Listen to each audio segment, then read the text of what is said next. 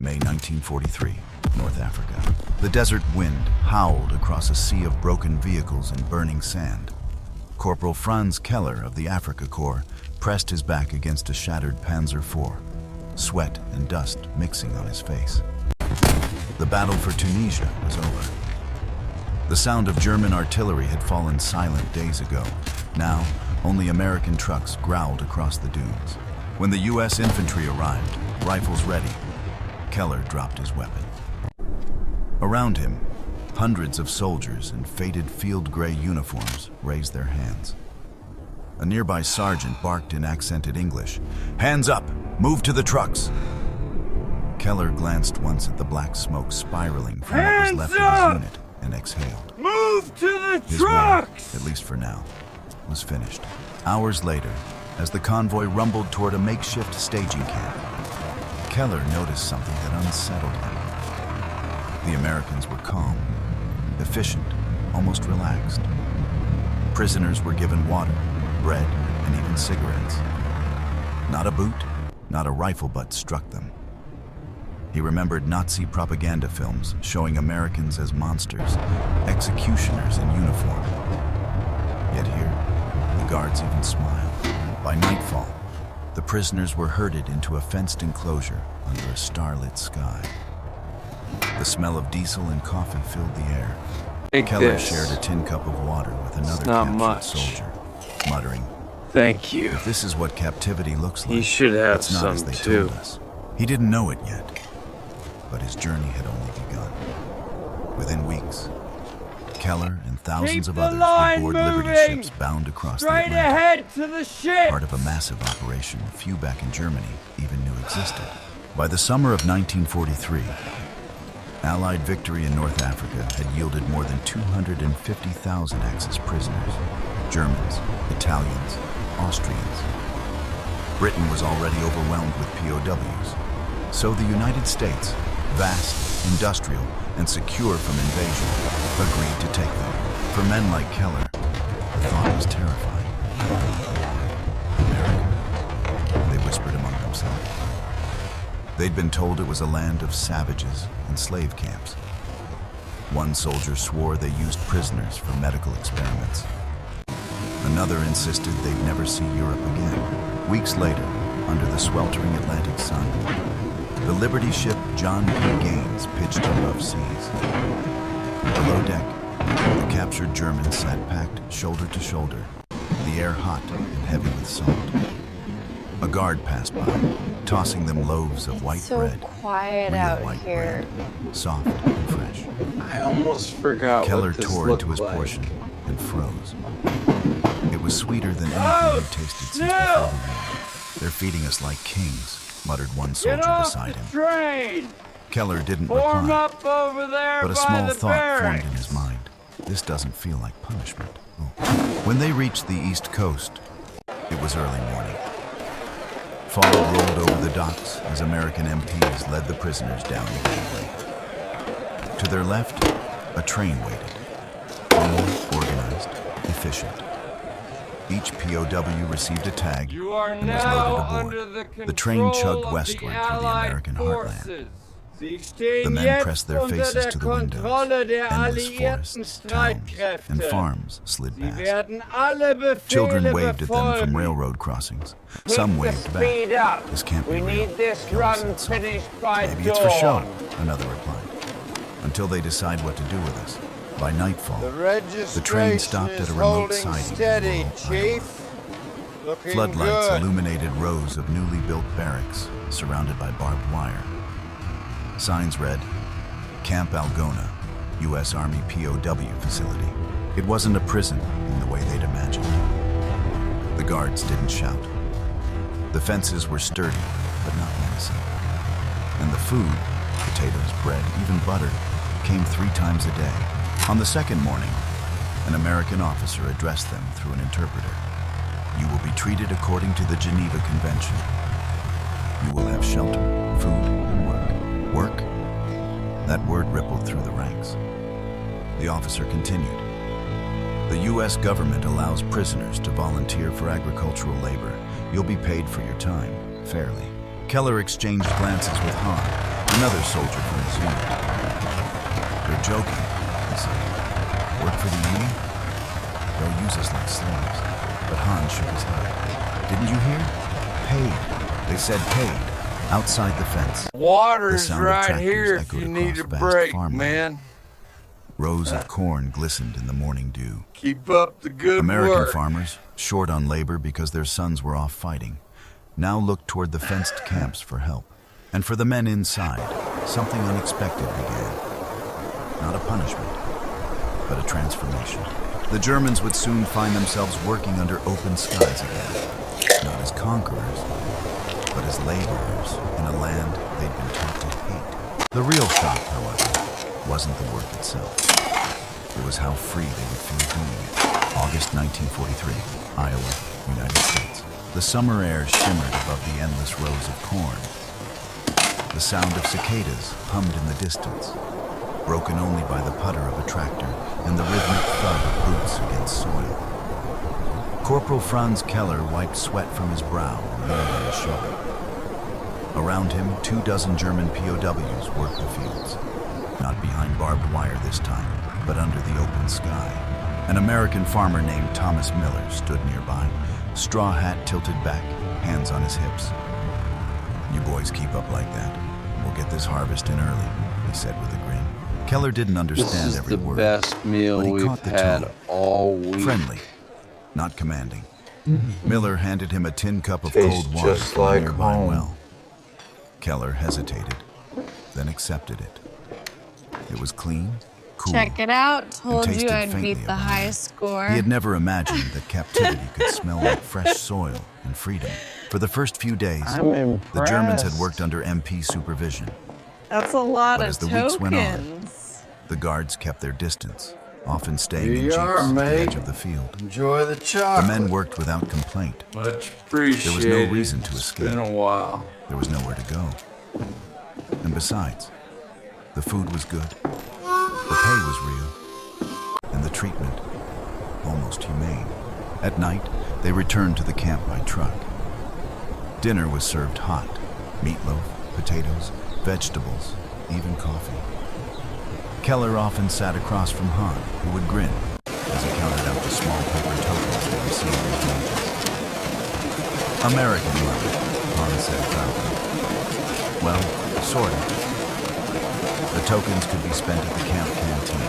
Chocolate, cigarettes, writing paper, Poor even fellas. life inside Camp Algona, and hundreds of other facilities like I it. wonder where they're taking them.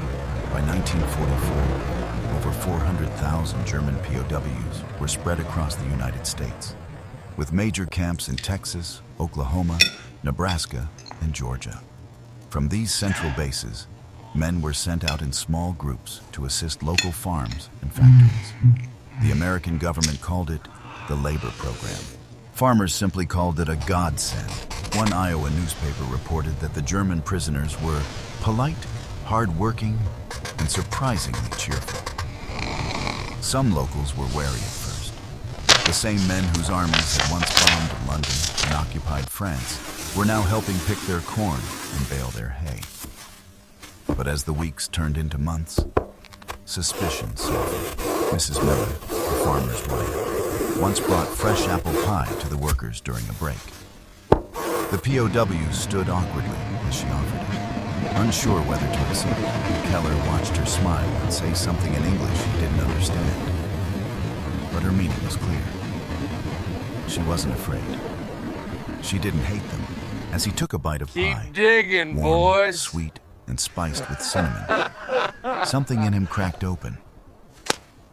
"They treat us better here than we I treated heard our they're own building a laborers," new he whispered to pool Han. down there. That night, Keller sat in his bunk, writing Here a you letter go, to his family in boys. Bavaria. Yeah! The censors would read it, of course, but he didn't I care. got one. He wanted to describe the Thanks, vastness of the Jenkins. land, the way the sky seemed to stretch forever, the kindness of the farmers, the strange feeling of dignity he had found in honest work. He didn't mention that. For the first time since the war began, he slept peacefully. Outside the camp, the rhythm of the Midwest pulsed with wartime energy. Freight trains howled through the night, loaded with tanks and aircraft parts. Factories worked around the clock. Yet here, amid the cornfields, a quiet coexistence took root. A small miracle born of necessity. The American guards often joked with the prisoners. One Texan MP named Corporal Jenkins would lean against a fence and call out, "You Krauts work harder than my cousins." The Germans would laugh, half from amusement, half from disbelief at how casual the tone was. They'd been told that Americans were crude, hateful, and barbaric. But here was Jenkins, tossing them chewing gum and telling stories about his hometown baseball team. When the workday ended, he'd sometimes lend them an old radio so they could listen to swing music from Des Moines. Keller didn't understand the lyrics, but the rhythm was intoxicating, full of life, full of hope. Hans started humming along, tapping his boot against the barrack floor. It was a sound that didn't belong to victors or prisoners. It belonged to human beings. By late autumn, the first snow dusted the fields. The harvest was complete, and the farmers gathered to thank the POW crews. Miller shook Keller's hand, firmly, like an equal. "You did good work, son," he said, handing him an extra apple wrapped in cloth. Keller didn't know what to say. When they climbed back into the truck, Han turned to him and whispered, "Do you think maybe this is what normal life could be?" Keller didn't answer. He stared at the horizon where the sun dipped below the frozen fields. In the land they had once called their enemy, they had found something they hadn't felt in years. Peace, dignity, and a strange kind of friendship. It wasn't what propaganda had promised. It was something far greater. February 1944, Camp Hearn, Texas. The wind whistled across the flat Texas plains, carrying with it the faint smell of dust and diesel. Rows of barracks stood beneath an open sky so vast that it made even the fences look small. Inside the camp, hundreds of German prisoners in faded uniforms shuffled between mess halls, workshops, and small garden plots. Their daily rhythm no longer dictated by gunfire, but by the sound of a camp bell. Corporal Franz Keller pulled on a work jacket issued by the U.S. Army Quartermaster. Stitched above the breast pocket, in neat black letters, were the initials PW, prisoner of war. He ran a hand over the fabric. "They even trust us with decent clothes." Next to him, Han laughed softly. "They trust us because we're useful, not because they like us." Outside, a jeep rumbled past the gates, kicking up dust. Beyond the wire, American farmers waited in trucks to collect their daily work crews.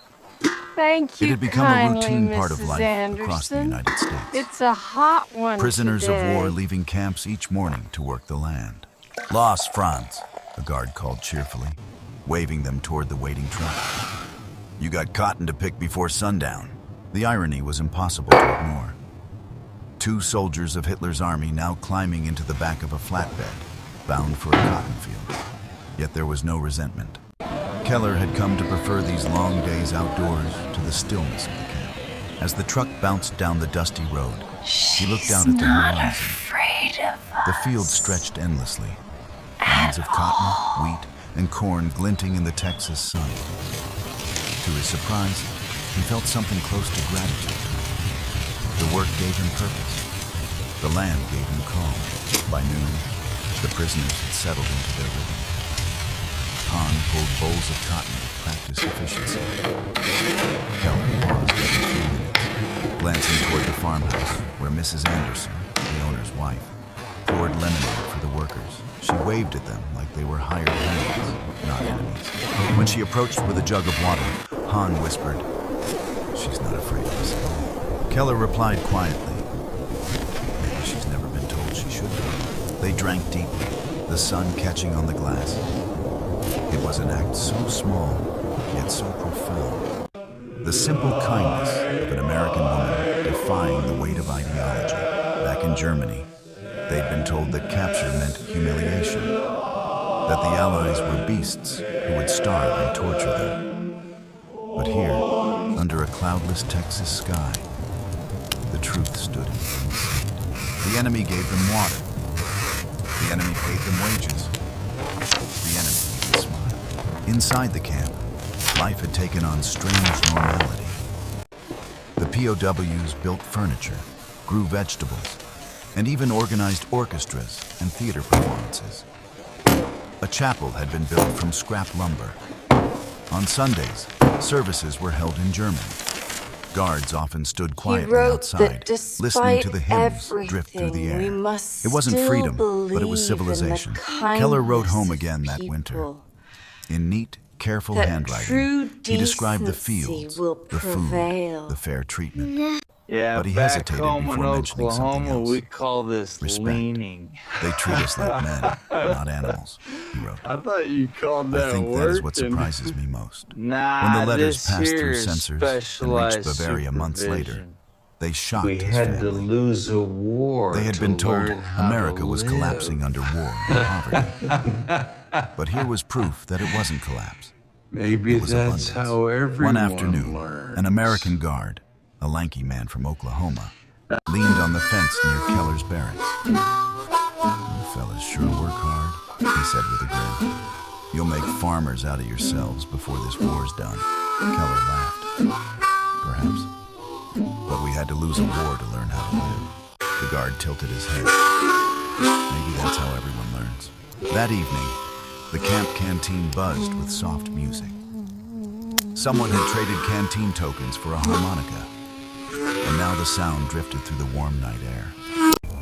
Hans sat on a bench, humming along, the firelight flickering on his face. "You ever think," he asked, "that this place is what Germany could have been if it weren't for all of it?" Keller didn't answer They immediately. say it's true. He stared up at the stars, brighter War here than he'd is ever seen. over. No Quiet, they'll uniforms, hear no you. shouting, just work and peace. Han nodded slowly. Maybe that's victory enough. The camp lights flickered out one by one, but the sound of the harmonica carried on. A quiet, human tune echoing in a land once called the enemy. Months later, as spring returned, the POWs heard rumors that the war was turning against Germany. D-Day had passed. Allied troops were in France, and Berlin trembled. Some men wept, others prayed, but most simply kept working, because here, under the vast skies of Texas, they had already learned what defeat truly meant, and what decency could look like in its aftermath. September 1945, Nebraska, United States. The war was over. News had spread across the American countryside in bursts of radio static and jubilant headlines. Germany surrenders. Church bells rang, car horns blared, and families gathered in town squares to celebrate the end of a conflict that had taken millions. But for men like Corporal Franz Keller, there was no cheering, only silence. He stood near the edge of a cornfield under a brilliant blue sky, his shovel resting against the dirt.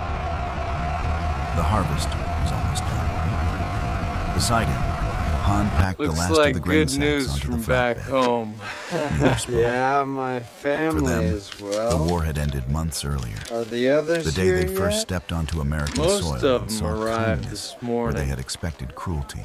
A U.S. Army truck rumbled up the dirt road. A lieutenant leaned out, waving a clipboard. "All right, boys. That's it for the season. You'll be heading back to camp for processing." The prisoners climbed aboard. Keller glanced once more at the fields. Rows of golden corn swaying gently in the breeze, the scent of soil and diesel mixing in the warm air. It looked more like home than the ruins he imagined waiting for him in Bavaria. Back at the camp, the atmosphere was different now. The guards were relaxed, almost friendly. The barbed wire still stood, but the tension was gone. Prisoners received letters more frequently, some stamped with the red ink of occupation authorities in Germany. One by one, men were told they'd soon be going home. At night, the camp echoed with music, harmonicas, makeshift guitars, even laughter. The Americans didn't stop them.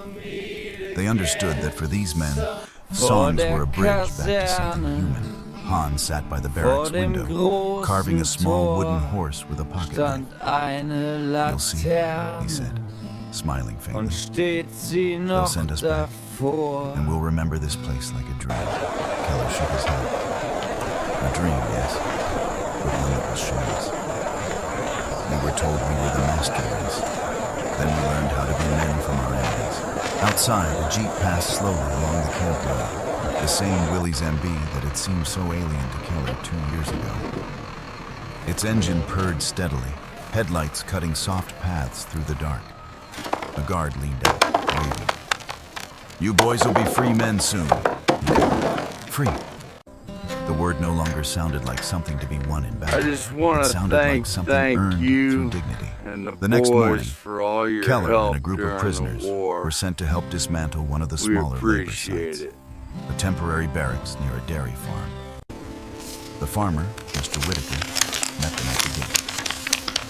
He was a broad man with sun-cracked hands and a permanent squint from years under the Nebraska sun. "You fellas did good work," he said plainly. "Helped me get through the war. Can't thank you enough." You'll He show reached into that his to pocket your and handed kids Keller a one folded day. photograph. A snapshot of the crew standing together during the harvest, grinning, their clothes dusty, the farm stretching wide behind them. "Keep it," Whitaker said. "Remind you that we ain't so different." Keller stared at the picture, speechless. Han clapped him on the shoulder, whispering, "You'll show that to your kids one day." But Keller wasn't so sure. How could he explain to anyone back home that he'd found respect, even friendship, in the land of his supposed enemy? Weeks later, trains began departing from the camps. The POWs boarded in silence, carrying only their issued duffel bags and a few mementos, carvings, photographs, letters written on thin American stationery. Outside the train stations, locals waved as the engines hissed to life. Some offered sandwiches, others simply nodded farewell. As Keller found a seat near the window, a young American guard handed him a small paper bag. Inside was a red apple, bright, hard, perfect. "For the ride," the guard said with a grin. Keller Goodbye nodded. now. Duncan, Come back the whistle blew. soon. The train lurched forward, wheels clattering over iron rails. The countryside rolled past, fields, rivers, white wooden houses, all bathed in the soft glow of dawn. Keller pressed the apple to his lips, the scent of it pulling him back to the first day he'd arrived, hungry, frightened, and full of hate. Now, there was only quiet understanding. In the months that followed, the German POWs returned to a homeland unrecognizable. Cities in ruins, families scattered, the Reich a memory turned to ash. Yet when they spoke of their captivity, a strange pattern emerged. They didn't speak of cruelty. They spoke of work, of food, of fairness, of being treated, for the first time in years, as human beings. Some even wrote letters to the farmers who had employed them.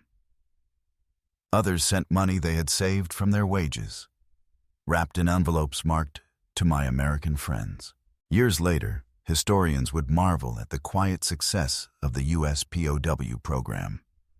How over 400,000 enemy soldiers had lived on American soil without rebellion, without hatred, and left as witnesses to a different kind of power. For men like Franz Keller, the memory endured not in bitterness, but in gratitude. He would tell his grandchildren, long after the scars of war had faded, "We went to America as prisoners, but came home as men. Came home. They conquered us, not with guns, but with decency." As men. Outside, the fields of Nebraska swayed under the late summer wind. The fences were gone. The barns still stood. And somewhere on the We road, went to a farmer's jeep America rattled as past, prisoners. its engine humming like the quiet but heartbeat of came peace. home.